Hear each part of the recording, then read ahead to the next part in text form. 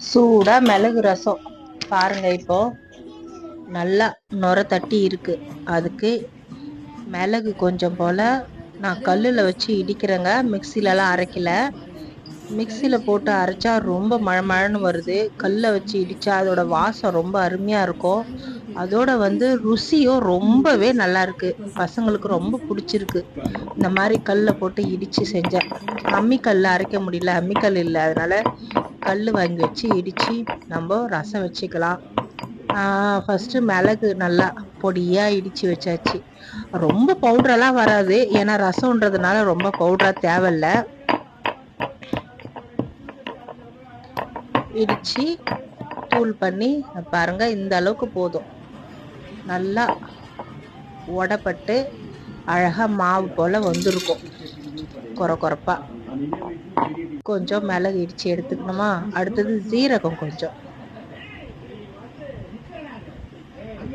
அதே கல்லுல போட்டு நல்லா டங்கு டங்கு டங்கு டங்குன்னு இடிச்சுக்க வேண்டியதுதான். அது சீரகம் வந்து ரொம்ப ட்ரையா இருக்கிறதுனால நம்மளுக்கு வந்து சீக்கிரமா அரைப்படாது. அதனால கொஞ்சம் புளி கரைச்ச தண்ணி, இப்போ ரசத்துக்கு வந்து கொஞ்சம் போல புளி ஊற வைப்போம்ல, அந்த தண்ணிய கொஞ்சமா அதுல ஊத்தி, இந்த அளவுக்கு போதும், கொஞ்சமா ஊத்தி கல்லுல போட்டு இடிச்சோம்னா சீரகம் அழகா நல்லா நஞ்சு அரையா அழகா உடைஞ்சி பவுடரா இல்ல, ஒரு மாறு பேஸ்டா லைட்டா கொரப்பான ஒரு விழுது மாதிரி வந்துடும். அடுத்தது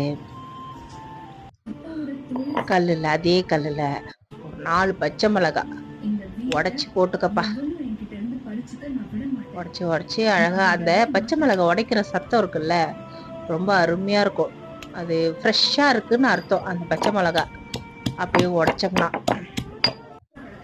நசுக்கியாச்சா, நசுக்கி கொரப்பா எடுத்தாச்சு. அடுத்தது என்ன எடுக்கலாம்? ரசத்துக்கு நல்ல வாசம் கொடுக்கக்கூடிய நம்ம பூண்டு பல்லு கொஞ்சம் உரிச்சு வச்சிருக்கோம், அதையும் அதுலயே போட்டு நல்லா இடிச்சு தட்டி எடுத்துக்கலாம். பாருங்க அழகா, இதுதாங்க நல்ல வாசம். அந்த மாதிரி இடிச்சு இந்த பூண்டு போடும்போது எல்லா குழம்புக்குமே இடிச்சு போடும்போது நல்லா செம்ம வாசனையா இருக்கு. கொஞ்சம் போல நான் இஞ்சி எடுத்துக்கிறேன். இஞ்சி வந்து ரசத்துல வரும்போது ஒரு மாதிரி கடிக்கிறது வருதுன்ட்டு நான் கொஞ்சமா இஞ்சி எடுத்துக்கிறேன். ஆனா இஞ்சி ரொம்ப நல்லது பசங்களுக்கு. கொஞ்சம் மிளகு அதிகமா சேர்க்கறதுனால நான் இஞ்சி கம்மி பண்ணி கொஞ்சமா போடுறேன். இடிச்சு தட்டி எடுத்தாச்சா. அடுத்தது என்ன பண்ணலாம்? ஒரு பாத்திரத்துல கருவேப்பிலைய வச்சு நல்லா கழுவிட்டு நான் என்ன பண்ண போறேன், இப்போ அந்த இலைய உருவி தனியா தாளிக்கிறதுக்கு எடுத்துக்கின்னு அந்த கருவேப்பிலையோட கோம்பு, அந்த குச்சி இருக்குன்னு சொல்லுவோம்ல, அதை நான் தட்டி எடுத்துக்க போறேன். நல்லா இருக்கும் டேஸ்ட்.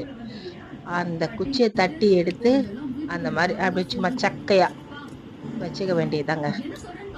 கருவேப்பிலை தனியா வச்சாச்சு, இப்போ அந்த குச்சியை தனியா வச்சாச்சு.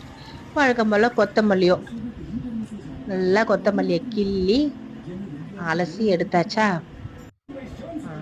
வரமிளகாய் அதையும் நல்லா 2 கட் பண்ணி எடுத்து வச்சாச்சு. நான் எல்லாத்தையும் ஒரே பாத்திரத்துல வைக்கிறேன். ஒரு பாத்திரத்துல கொஞ்சம் போல தண்ணியை எடுத்தாச்சு. அதுல உப்பு போட்டு கரைச்சின புளி தண்ணிய கொஞ்சம் அப்படியே ஊத்த வேண்டியதா, வடிகட்டி ஊத்திட்டு பெருங்காய பவுடர் போட்டு அந்த பெருங்காயத்தை அப்படியே அலசிக்கிங்க, எதுக்கு வேஸ்டா கீழே போடணும். அடுத்தது மஞ்சள் பொடியை கொஞ்சம் போடு. மஞ்சள் பொடியை போட்டு அவ்வளோதான், கலர் வந்துருச்சா. தூக்கி போடு. ஒரு 3 தக்காளி பழத்தை தூக்கி போடு, நல்லா பழுத்த தக்காளி பழம். ஏன்னா காரம் தனியா சுருன்னு ஏறும், நிறைய மிளகு போட்டதுனால. 4 பச்சை மிளகாய் இருக்கு. அடுத்தது தக்காளியும் வச்சோம்னா புளிப்பு தனியா, அது ஒரு மாதிரியான டேஸ்ட், நல்ல மனமா சுவையும் நிறைய இருக்கும். தக்காளி என்ன கரைச்சிக்கிறேங்க. சில பேர் வந்து தாளிக்கும் போது வதக்குவாங்க. நம்ம அப்ப செஞ்ச மாதிரி, அம்மாலாம் செய்யற மாதிரி தக்காளியை நல்லா கரைச்சிப்போம். அது ஒரு பாத்திரத்துல போட்டு மூடி வச்சுட்டு இன்னொரு பாத்திரம் எடுத்து அடுப்புல வச்சு ஒரு 2 கரண்டி எண்ணெயை விட்டு நல்லா எண்ணெய் காஞ்சி வந்துதா, கடுகு தூக்கி தலை மேல போடுங்க. நல்லா பொரிஞ்சு வரட்டும், பட்ட பட்ட பட்ட பட்டன்னு பொரியட்டும்.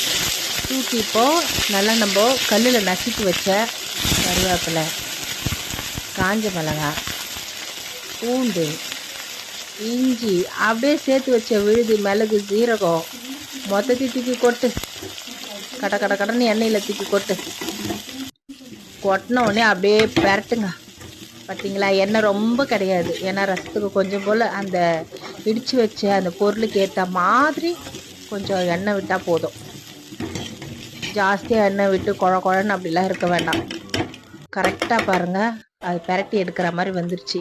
இப்போ நம்ம பாத்திரத்தில் தண்ணியாக வச்சுருந்தோம் இல்லைங்களா, தண்ணி எடுத்து ஊற்ற வேண்டியதா. நல்லா மழை நேரத்துக்கோ பனி காலத்துக்கோ இல்லை உடம்பு சும்மா சளி பிடிக்கிற மாதிரி கொஞ்சம் ஒரு மாதிரி இருக்கு, இல்லை ஜீரணம் இல்லாமல் இருக்கிறதுக்கோ